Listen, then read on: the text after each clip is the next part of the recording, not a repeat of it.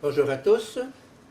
Je continue à vous partager des extraits du livre du cardinal Ouellet sur le mariage, mystère et sacrement de l'amour. Du Concile de Trente à Vatican II. Le Christ lui-même, qui a institué et perfectionné les sacrements, nous a mérité par sa passion la grâce pour perfectionner l'amour naturel des époux, les sanctifier et confirmer leur unité indissoluble. Danziger, 1799.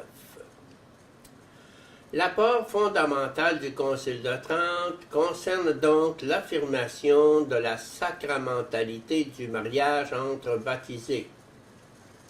Mais le Concile résout également la grave question des mariages clandestins qui, depuis des siècles, étaient célébrés en secret, sans le consentement des parents.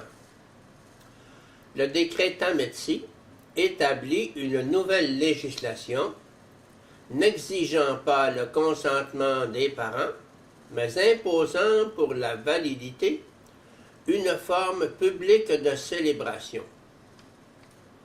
L'encyclique enseigne: le Christ notre Seigneur a élevé le mariage à la dignité de sacrement, et il a fait en même temps que les époux, entourés et fortifiés par la grâce du ciel, née de ses mérites, arrivent à la sainteté dans le mariage.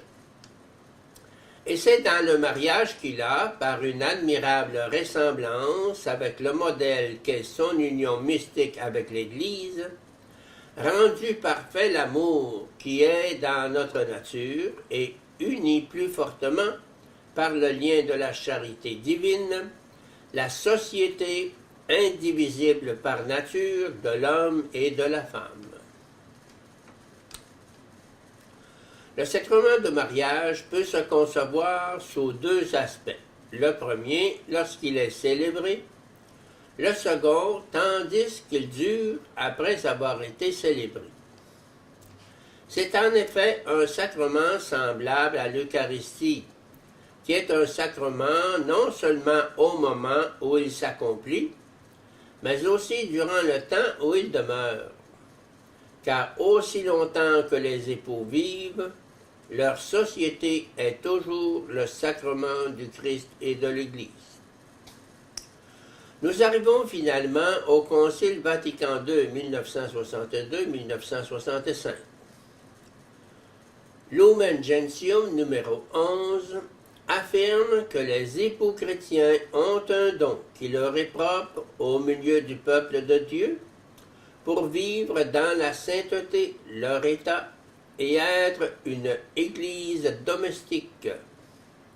Les époux chrétiens, en vertu du sacrement de mariage, par lequel ils expriment, en y participant, le mystère d'union et d'amour fécond entre le Christ et l'Église, Éphésiens 5, 32, s'aident réciproquement afin de parvenir à la sainteté dans la vie conjugale, comme dans l'acceptation et l'éducation des enfants.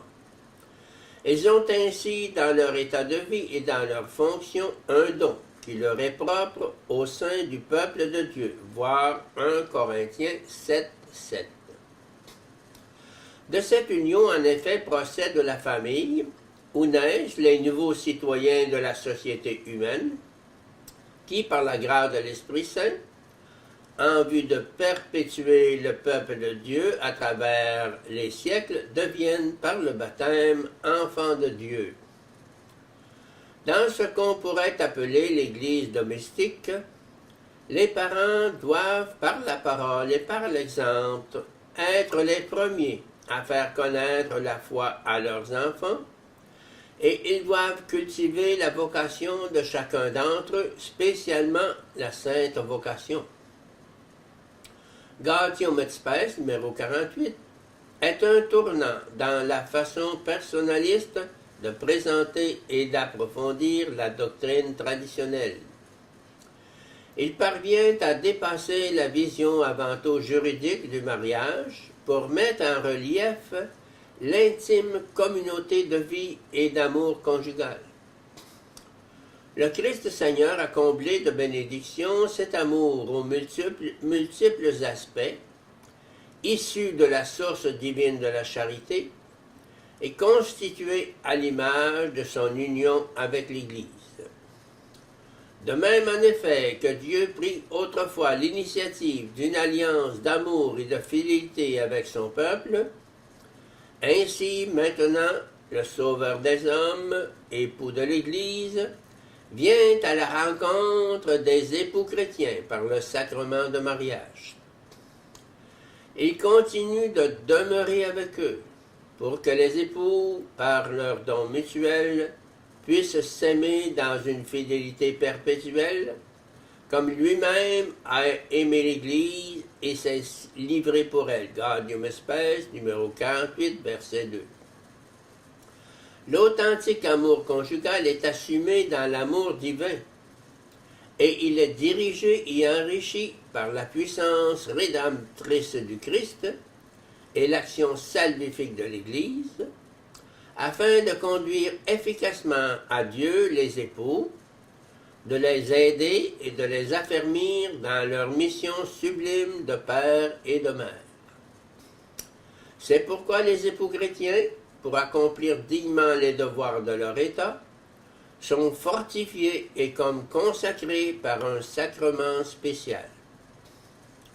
Accomplissant leur mission conjugale et familiale avec la force de ce sacrement, pénétrés de l'Esprit du Christ, qui imprègne toute leur vie de foi, d'espérance et de charité, ils parviennent de plus en plus à leur perfection personnelle et à leur sanctification mutuelle. C'est ainsi qu'ensemble, ils contribuent à la glorification de Dieu.